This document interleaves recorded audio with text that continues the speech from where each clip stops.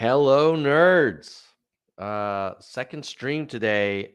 This was a popular request from the Nerds for Humanity Nation. People asked this a couple weeks ago, and I haven't gotten around to it.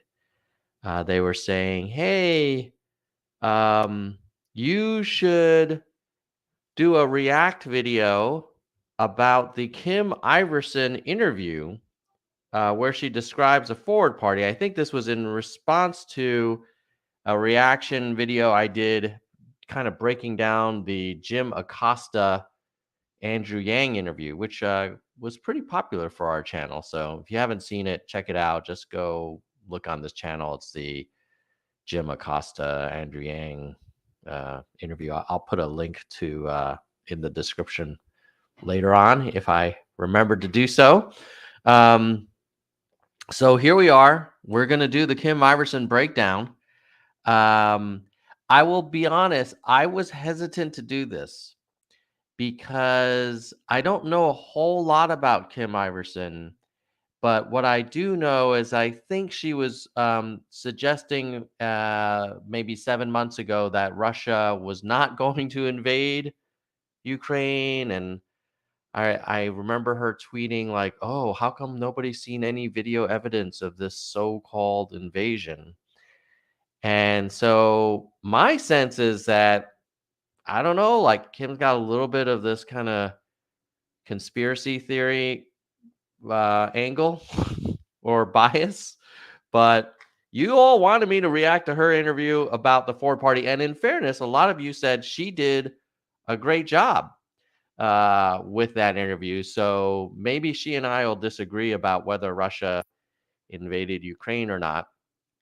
But we can agree that about the Ford party. I don't know. We're gonna see. I've not watched this interview at all, so this is a complete, you know, in real life, real time reaction. I've got another call I've got to jump to at 10:30 Pacific. So I'll try and get through the reaction. And if I don't have enough time to thank all of the channel members, know that I greatly appreciate everything you do to keep this channel going and support the running costs of the channel. And if you're not a member, click the join link. And if you can't become a member for financial reasons, just know that it starts at $1.99 a month.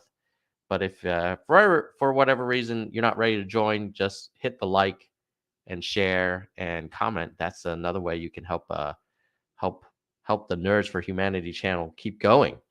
All right, let's get right into this interview that I've been dreading, because I'll be honest, I still was really disturbed by the whole why do they keep talking about Russia? It's like, yeah, because they freaking invaded another country that had asked us for defensive aid, and our previous president said, well, I need you to do a favor for me first. I'm really interested in Hunter Biden's laptop. It's like, oh my God, are you serious? Okay, I'm not going to go into a anti-orange man rant because I can do that. All right, let's go look at this interview. And this was with Sabrina Salvati. And there's a link to the full Sabrina interview below. And let me do this. Let me log in on my my YouTube Premium account so that we don't have to watch the ads. Hold on. Where is that? That's weird. I can't change my. Hold on one second, folks. We will get right to it. Refresh. Pause. There we go. Switch account. Go to this bad boy. Oh, I'm still getting. Oh, this is just her intro trailer. Understood. All right, here we go. Sorry. I swear to you, I've done this before. Okay, you guys ready? We'll play it. I'm curious to hear, what do you think about, so Andrew Yang has announced that he has a new party, the Forward Party. Right. I've seen him on a couple of interviews. I did see him very quickly, actually, before we went live. Someone told me. Let me know in the chat if you have audio and you can hear. No, Jeremy, I do not. I do not use ad block. No, I don't do that. uh, Partly because I want to support the creators like Sabrina, who are putting in hard work to make this content possible. But I do use YouTube Premium, and part of my money goes to the creators, so I can do that. Okay, and everybody's saying audio is good. Great, thank you for confirming. Oh, by the way, C. Prouse is asking, does Tom identify with Forward Party? Tom is Forward Party curious, and Tom would like the Forward Party to succeed, but Tom would like to learn more and see more details and get more information. But Tom is very, very, very open to it. Okay, Tom is now using third person references. Here we go. On Call-In that I needed to watch the segment that he did today on Rising. And I have to say, I'm a little concerned in reference to Forward Party because Jesse Ventura was on here recently and he said he's on board with Forward Party. But I told him, I said, I didn't see anything about Medicare for All. So that's like a big one for me. But then I heard Andrew Yang earlier. All right. So right off the bat, the interviewer, Sabrina, is basically very common that if you want to talk to me about a party, I've got a litmus test for you. Medicare for All, I'm guessing, Green New Deal, probably women's right to choose, like on the Democratic side. And on the Republican side, it would be pro-life, pro-gun, anti-woke, which I think is not exactly how the Forward Party is trying to go about things. I don't think they're saying, oh, we're going to take these black and white positions. But let's let the interview continue. Earlier today, he was on Rising, and now he's saying, like, yes, he still believes in UBI, but he's not going to push for it because he doesn't think that it has a chance. So right. The question I think that I've had is, what exactly are the policies with Forward Party? I'm 100% for third parties. I'm just not sure about this one part. Okay, so this is a very common criticism of the Forward Party, which is like, hey, you don't have enough policy specifics. I think it's reasonable to want the specifics, but I also think you need to look at the Forward Party as kind of like a startup that is still developing its grassroots consensus, and it wants to be inclusive of the new party members and early founding members' input. So I don't think it's like, oh, we're going to take Andrew's policy positions for his presidential race and then just change the logo and call that the Forward Party. That's my take. Let's see how Kim handles this and what her perspective is.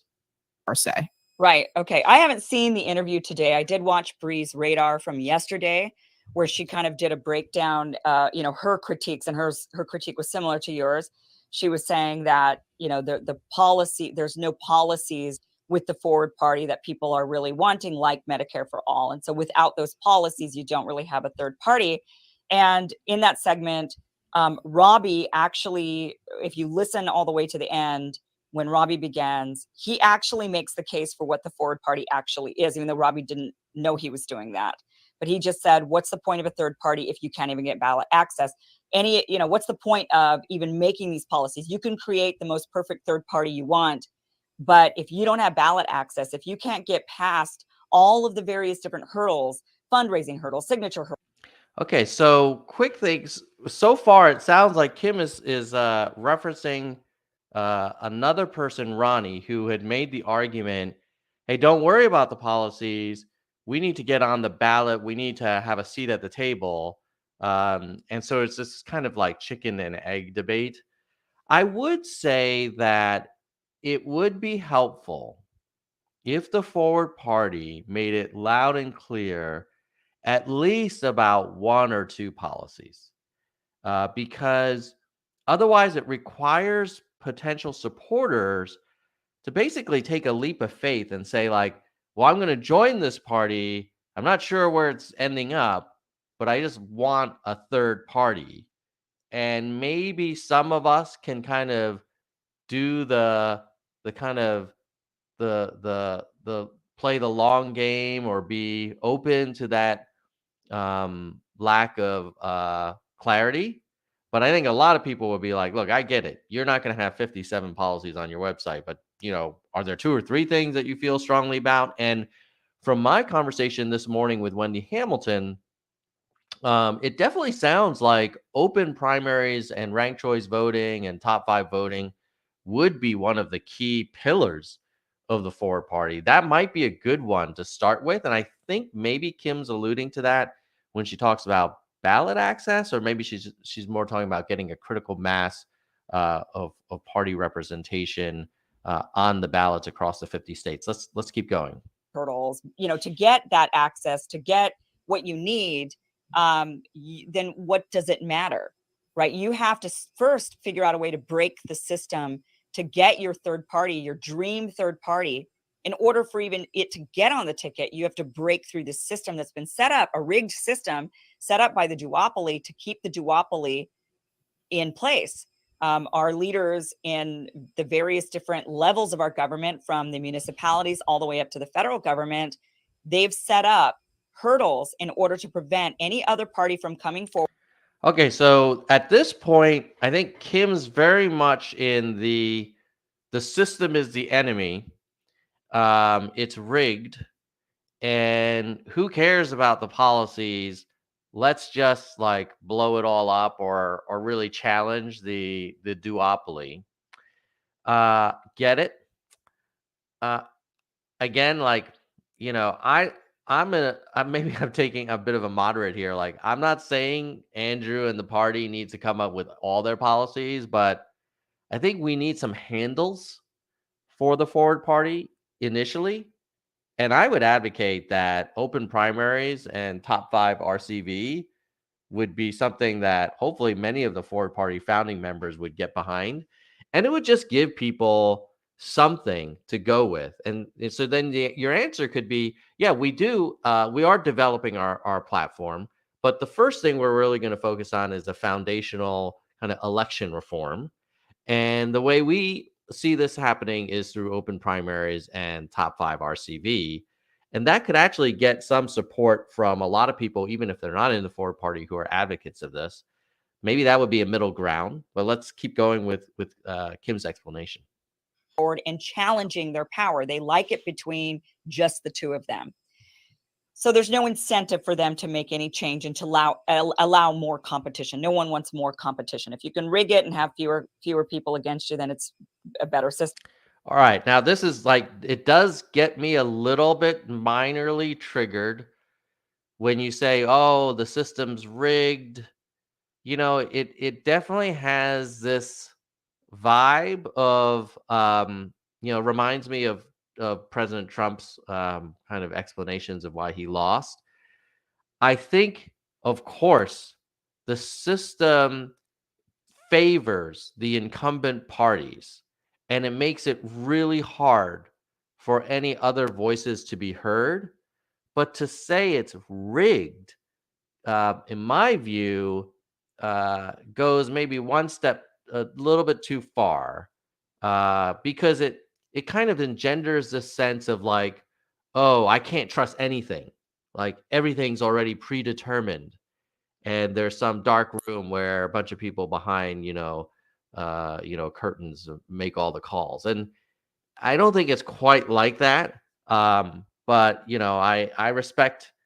There are a lot of people who do believe that the whole thing is preordained from the start. Right, for you. So the whole point of the Forward Party, and this is where I think the party needs to work on messaging. In fact, I actually don't think it should even be called a party. I actually think it should be called a caucus. It would help people understand it better. But to be in transparency, I'm actually also on the leadership board of the Forward Party. I think Jesse Ventura might be. I'm not 100% certain, but part of my job, or what, I'm not paid or anything. I'm just part of it. I give ideas. That's all I do. I just show up to some meetings.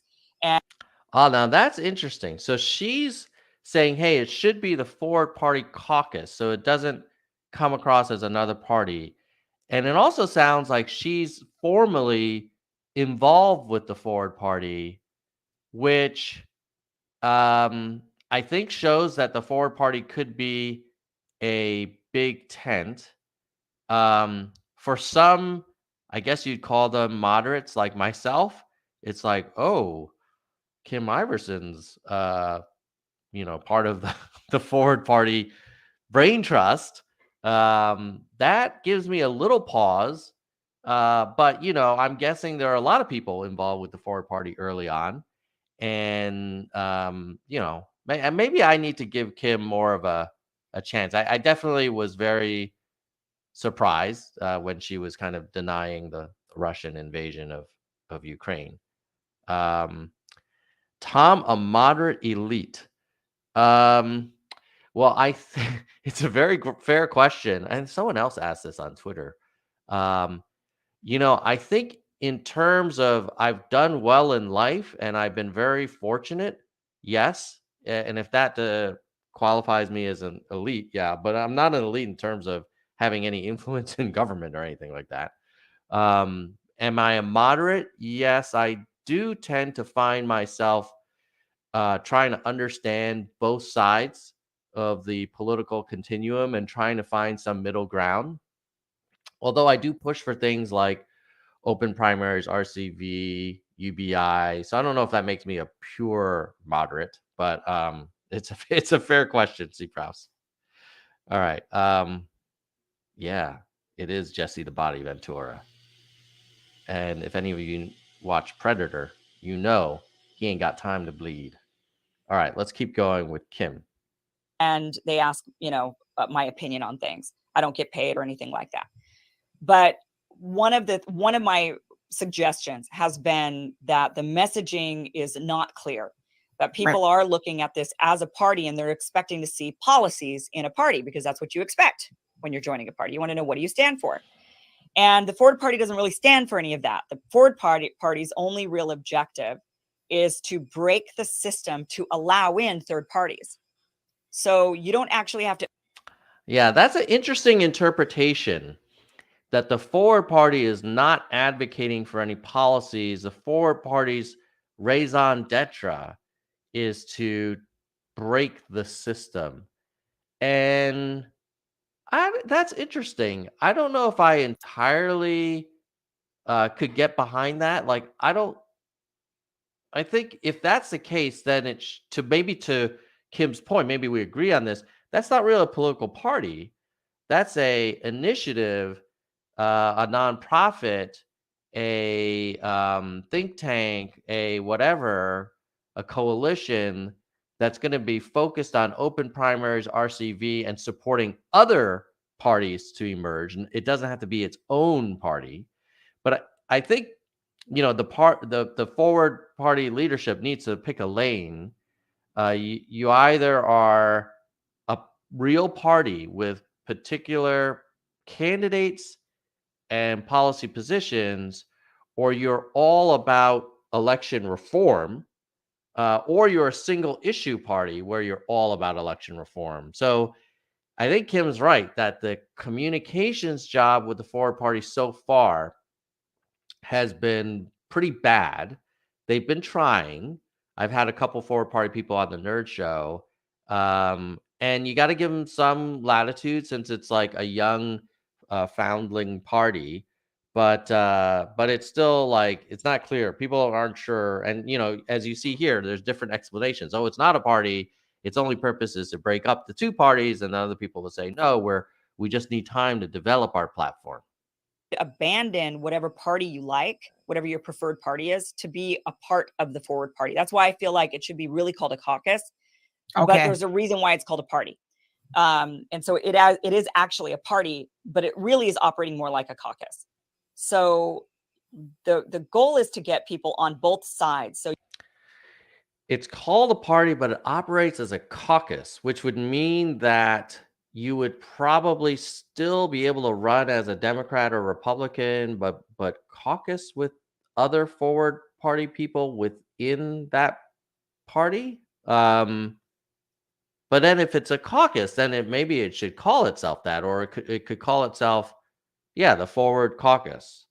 Party, I think, makes it comes across as like we're going to be a formal party, we're going to have candidates, we're going to run our candidates, and we're going to not participate in the organizational structure of the existing two parties. Because if you talk about the rigged duopoly and then you want to caucus within one of them, that's a tricky combination. But maybe. I mean, look, I kind of feel like the Forward Party it's like this little baby, and we're trying to predict like what it's going to be when it turns 18 or when it grows up, and we got to give the baby a little chance to kind of crawl around a little bit. But let's see what how Kim describes it further on.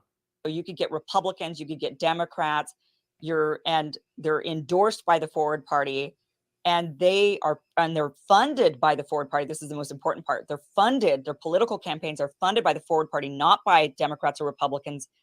And they run on those tickets. They then get into office, and when they're there, they implement the Forward Party agenda, which is to break the system to allow for things like ranked choice voting and to allow things like third parties coming in, any third party. So the Forward Party is doing the dirty work to allow for your favorite third party to then be able to emerge. Yeah, I think then if that's the vision of the Forward Party, that it's an enabler of other third parties, then it shouldn't be a party. I mean, I suppose it could be. It's a political party whose sole focus is the creation of additional competitive political parties. Well, then what's the benefit of calling yourself a party? Why don't you just call yourself, like Deborah's saying here, like, why isn't it just a movement? And then it's sort of like environmentalism or, criminal justice reform. You don't have to create a party for it. However, I think in American history, there are single issue parties and they have had impact. But then the Forward Party needs to say there are no future policy platforms we need to develop. We are very clear. We're all about enabling more competition and additional third parties, and that's our whole purpose. Okay, that's one lane you could pick. Or you say, no, we are a political party. We're trying to find middle ground.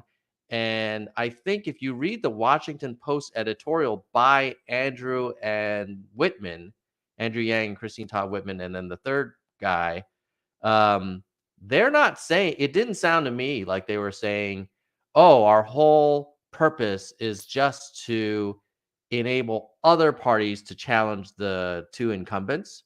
So, I think it's a little bit of a Rorschach test right now. Clearly, I think Kim's view is like blow up the system. Blowing up the system is the policy. And then if you read Yang's Washington Post editorial, it sounded a little bit more like a traditional party, of which one of the justifications is to kind of create more competition. Right now, you don't have a chance. So the Forward Party is saying, break the duopoly, and let's make it happen to where we can get in these third parties. And then you can select whichever third party you want because your third party actually has a shot, or you won't feel like you're you won't be accused of throwing your vote away if there's ranked choice voting, right? You would say, well, I prefer this candidate and then this candidate, and you kind of rank them however you want. So that is the goal of the Forward Party. Why it's not a caucus and why it's an actual party is because in certain municipalities and states, the idea is to actually get a Forward Party candidate on the ballot where there can be ballot access for the Forward Party. So they're going about the breaking of the duopoly. So actually, Deborah in the chat makes an interesting point. It's hard to canvass for the Forward thing in her mind because of the P word, because then you're like, oh, hey, you've got to want to leave the Democrats or Republicans to kind of go with me on this. I suppose you could knock on the door and say, "Hey, I want open primaries in RCV." Um, and then if you didn't say, "Please join our party," but you said, "Join our movement," it's interesting litmus test. Like, would you be able to get more people as you canvass? By the way, if you're watching this and finding this interesting, don't forget to smash that like button like an angry nerd, and share this out. Let's keep going with Kim. In a few different, they're like attacking it. It's like Jurassic Park, if you just recently watched that movie, right? So like, it's like the dinosaur that tests the fence and looks for the cracks in all the different spots, right? And goes around like, where's the Mhm. cracks? So the reason why the Forward Party is using a variety of different tactics, like running candidates on running their own candidates, endorsing candidates that are running in different parties, it's just to find the weak spot in each of those different elections. Some areas of the country, you'll have to run as a Democrat. You won't have a chance if you don't. Some areas of the country, you have to run as a Republican. Some areas of the country or some cities or municipalities, it's better if you're an outsider, like on a ticket like Forward Party. So any way we could get people elected to go in there and then say, time for change.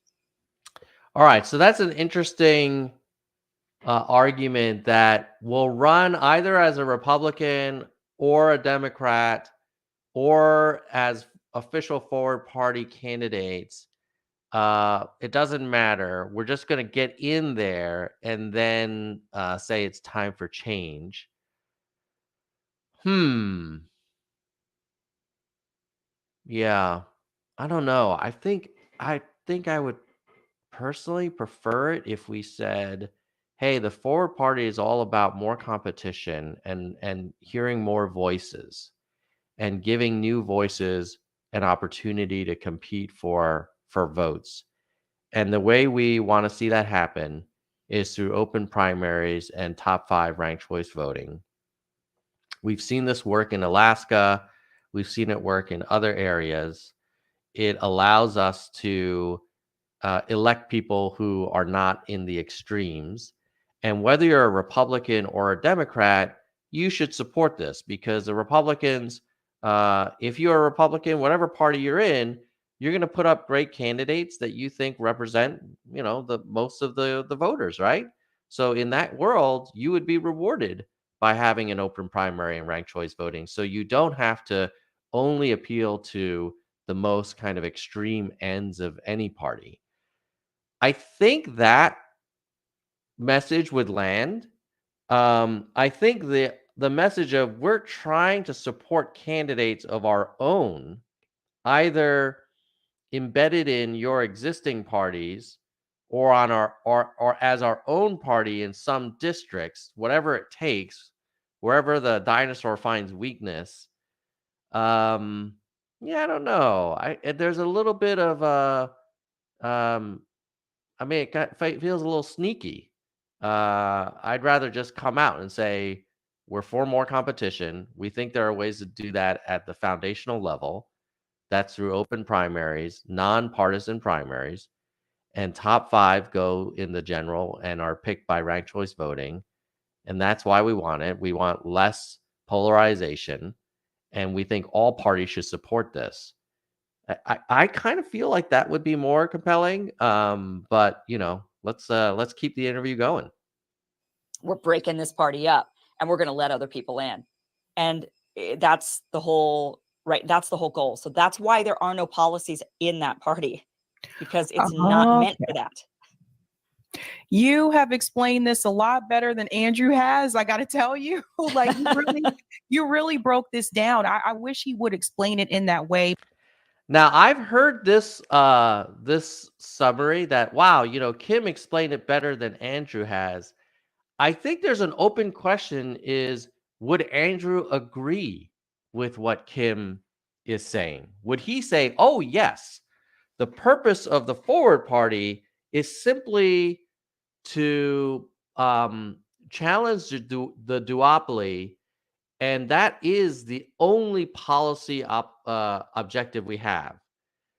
Or would he say, "Yes, we do want to challenge the duopoly, and we want to do it by advocating for specific policy positions in choice, gun reform, foreign policy, basic income, whatever, that represent where most of America wants to go, but both parties are unable to advocate for it.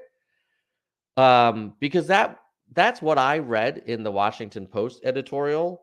And I think what Kim is describing is it's a much it's a cleaner message, which is like, we're here to blow up the system and we'll challenge it wherever we can. But open question of, like, if we had a gathering of the forward party leadership, and I'm guessing they have, would they agree? And if they would, then they should just come out and say that. But that's not what I heard. Nell is saying Andrew agreed and tweeted that Kim actually explained it better than himself. That's interesting. Because if you look at the forward party editorial, let me see if I can find it. Washington Post editorial.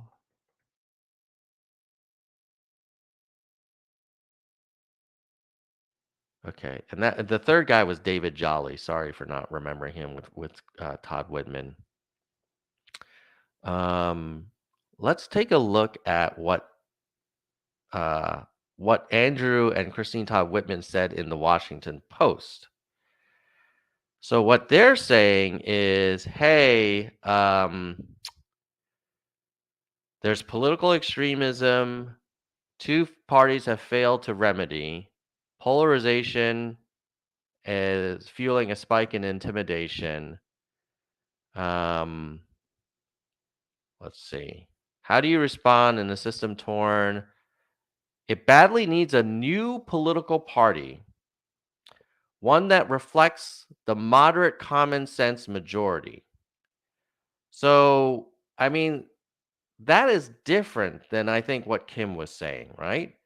Kim was saying, no, what the United States needs is to challenge these incumbents and support any kind of third parties. And what the Yang, Whitman, Jolly, Washington Post editorial is saying is, no, we need a very specific party called the Forward Party, and it's going to reflect moderate common sense majority. Which is also interesting because I never thought of Kim as a moderate, common sense moderate. She seems a little bit more kind of like, hey, I think the whole thing is completely rigged and we need to blow it all up, which is not a moderate role. And then let's see. Yeah, so I guess there might need to be another editorial because if Nell's right, if he's like, hey, no, Yang already agreed to what Kim said, then Yang needs to probably make that clear, because that what Kim is saying is, and what Yang wrote in the Washington Post are two different things.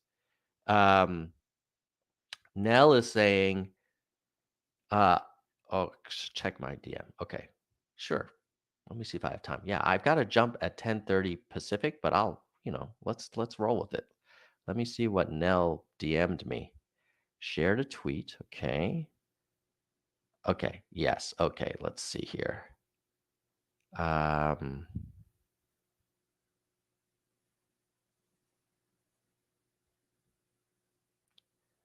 Okay. So here is.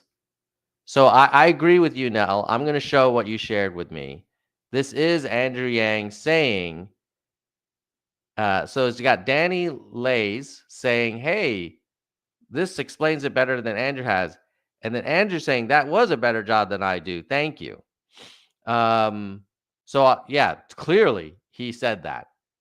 But we also know that he wrote something a little different. I mean, this, let's keep it real here. Like, this is a Washington Post editorial as part of the big unveiling of the Forward Party, right?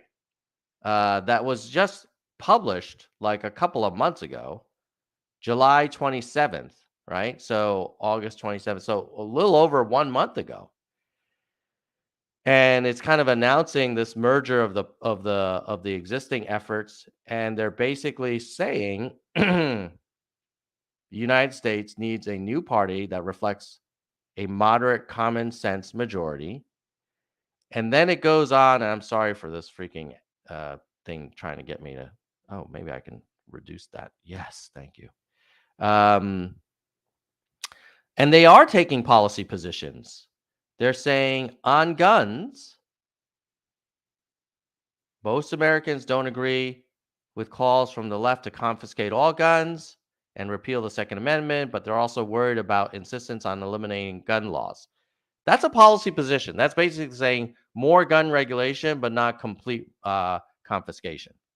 On climate, most Americans don't agree with the completely upend our economy, but they also reject the far right's denial that there's even a problem. That is a policy position. That is, there should be climate change reform that doesn't upend the entire economy. On abortion, most Americans agree that far less don't agree with far less views on late term, but they're also alarmed by the far right's quest to make it a criminal offense. So those are policy positions. That is not what Kim is saying. Kim is saying, don't worry about the policies. The only policy that matters is that there's a challenge to these two parties. So they are, I think Andrew needs to maybe clarify, like, who do we listen to? The Washington Post article that you authored, or the Kim interview that you said explains the party better than you did? Or is there a nuance to it? So maybe in the future, we can get Andrew back in the nerd zone and he can kind of unpack it for us, because I'm sure it's not as simple as Washington Post is wrong, Kim is right. And it's not as simple as Kim is right, Washington Post, Kim is wrong and Washington Post is right. It's probably some nuance there. Let's keep going with the interview, because I do have to jump in 14 minutes for another commitment. Because I have seen him do a couple interviews and they keep asking the same questions, like what are the policies, and he doesn't really answer the question. And then the other thing too is that he keeps mentioning that it's centrist. And I think for people, those of us who are further left, people who are like progressives or I do want to call out Austin is saying, ho, ho, ho. Those statements in the Washington Post were meant to reflect how neither party represents most Americans, not that the forward party is staking specific policy positions. Could be. I don't know. I mean, you'd have to believe that they're saying, hey, these two parties are extreme. Here's a bunch of examples where most Americans agree. Okay, yeah. So maybe if Austin is saying that, then if we go back to I know I'm jumping back and forth, nerds. So thanks for your patience. Later in the editorial, it says to succeed, a new party must break down the barriers. We will advocate passionately for RCV and open primaries, end of gerrymandering, protecting voter rights. So it is talking about the systemic fundamental changes. And maybe the question is like, oh, does that mean that those other policy positions you were talking about are not necessarily the forward party, but simply evidence that the current parties are not advocating for this, what they call the sensible center? Well, no, hold on, Austin. Here it says a new party must stake out the space in between. On every issue facing the nation, we must find a reasonable approach that most Americans agree on.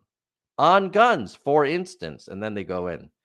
So I don't know. We'll have to ask Andrew himself whether those references were potential positions of the forward party or just evidence that the two parties are not meeting the needs of the people. Marxists, etc. When we hear that word centrist, like Right, for me, I think Bill Clinton. Right. It feels like a dirty word, right? Because and it has been a dirty. Wait, hold on. Let me just disagree that centrist is not a dirty word, at least in my book. I mean, all it means is you're trying to find a place where most of the country can agree because you want to get stuff done. Um, I mean, look, you could be a purist if you want, but you're not going to get anything done. I know I'm now being triggered by the discussion of these terrible centrists.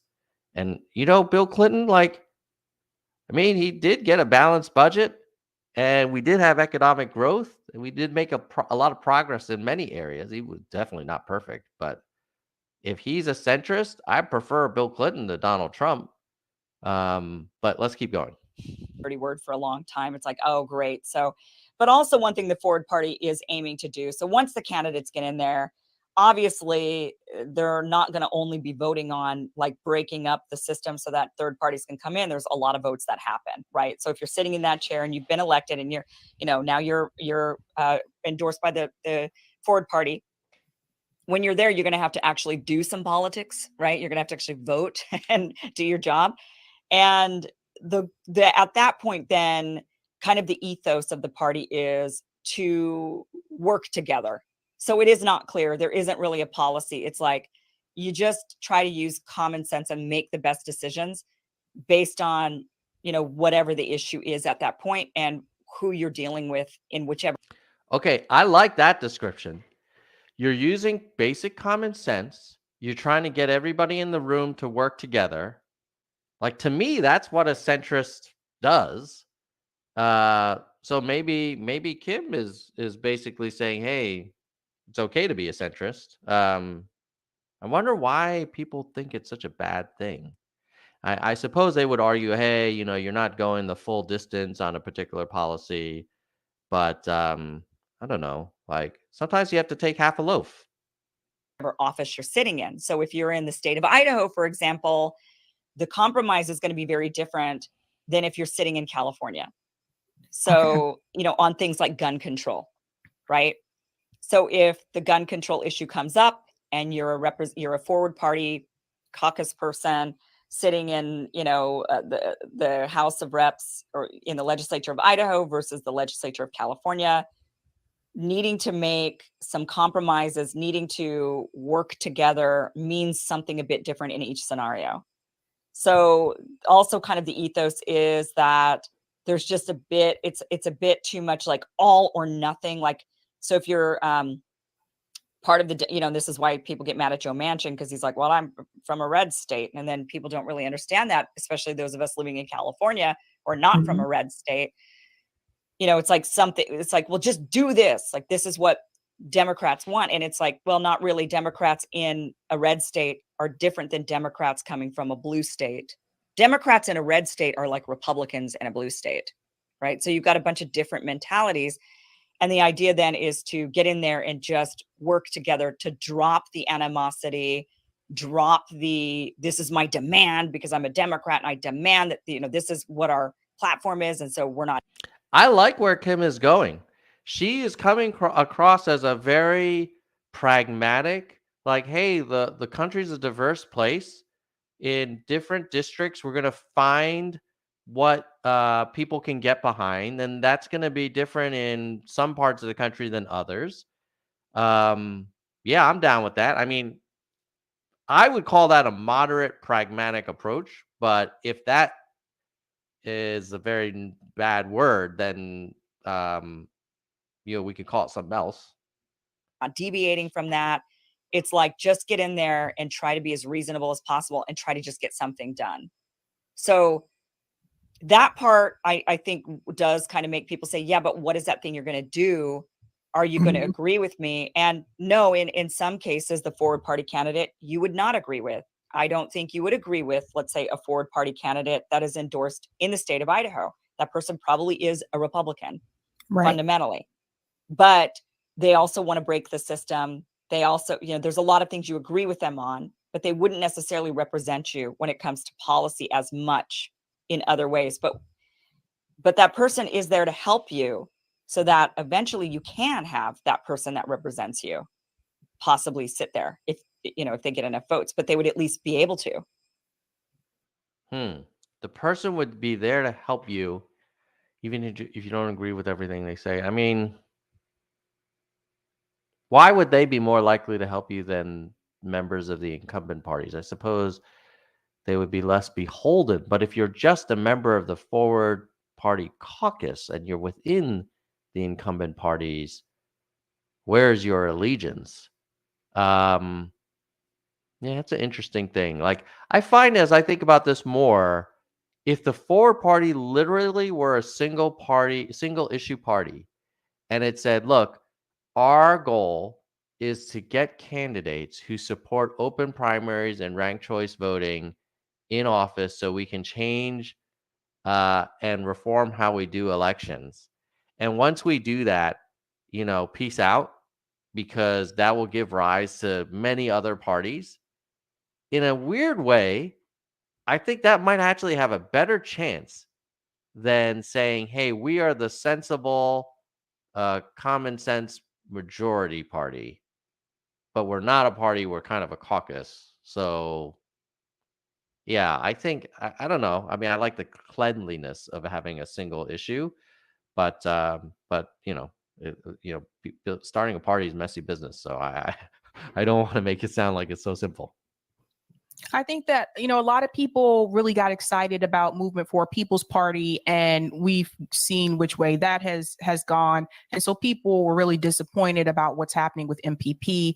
And then they hear Forward Party and they're like, okay, well, maybe this is the right thing. This is what we should be going after. And then Right. they hear these things, they're like, we don't hear policies like the way you explained it, like it all makes perfect sense now. But I think when Andrew is talking about it, he doesn't explain it that way. And so I think some people are just confused, and some people are like, if I had to guess, Andrew is a smart dude. He's trying to hold together this very embryonic kind of merger of his original forward party and then the Christine Todd Whitman organization and then the David Jolly organization. And that probably means he can't just say like we've acquired your initiatives and your organizations. It really has to be a merger. And if it's truly a merger, that means there are kind of little landmines that he needs to navigate. So he can't just come out and say, hey, we're here just to blow up the system. Because I don't know if Todd Whitman would be down with that. Or he can't just say, like, oh, we're not going to be advocating for really, kind of progressive priorities. Because I think Jolly's organization would not be down with that. So in some ways it's good that a surrogate like Kim is out there because she can have a very strong opinion and boil it down. And Yang can say, yeah, great interview, but it's not him saying it.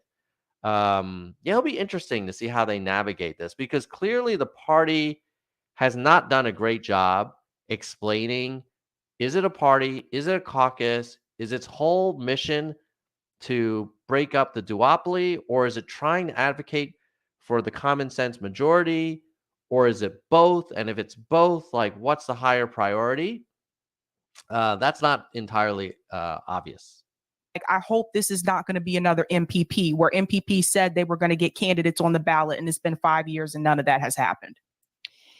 Yeah, that's why there's got to be work on the messaging with the Forward Party, because it is not a traditional third party in the way you think a third party is. Like I'm a member of the Forward Party because I believe in breaking up the system and trying to get third parties in there because I don't like my choices. I don't like Democrats and Republicans. So I want different choices. So I joined Forward Party to try to help make effective change so that I can find another party that I feel like I actually identify with, and there's actually a shot at that party making it. So that's why with Forward Party, you'll see from time to time on Twitter, maybe Andrew will tweet out something like, you can be a Republican and be a member of the Forward Party. That just confuses people. So there definitely needs to, but it's true. It's totally true. I understand it, but most people don't understand it. And so I do think there needs to be better messaging with what it is so that people understand. I totally agree with Kim Iverson on that one. The messaging has been a little cloudy. And Andrew, we should get you back into the nerd zone and break this down for us and do a long form interview where we go through the questions like, what is the purpose of the forward party? What does success look like? Um, is the organizing principle to challenge the duopoly? Is it to capture that common sense majority and advocate for specific issues that common sense majority agrees to? Or is that a means to the first goal? Or is it truly both, which is fine too? Um, and and if it is a party, is it going to try? Do you want people to join it, or do you want people to become a member of the forward party caucus within the existing parties? So these are all, um, be great topics. So if you want to see Andrew in the nerd zone talking about this stuff, go tweet at him and encourage him. Let him know that we'd like to see him again. I've already extended the invitation a couple times, so he knows that there's an open door in the nerd zone for him. But if you want to encourage him as well to prioritize that, that would be amazing. Don't come here looking for policy. Go to your third party looking for that policy, but come to the forward party to help break your third party in. Got it. Got it. All right. So that was the famous Kim Iverson interview. I've got to jump, so I won't be able to call out all of our channel members, but you know who you are. Our biggest supporter is Soldier One. I will call his name out because he's our highest level supporter. But if you enjoyed this content and you thought the conversation and my analysis was interesting or useful, please do me a solid and like and share it. And then comment below on whether you want Andrew to come into the nerd zone, or if you want to do me an even bigger solid, just tweet at him and say, hey, Andrew, you should get back into the nerd zone. Tom wants to have you back on, and we want to hear from you. That'll be a nice, gentle nudge for Mr. Yang to come back to the zone. All right, folks, keep it real. Goodbye, nerds.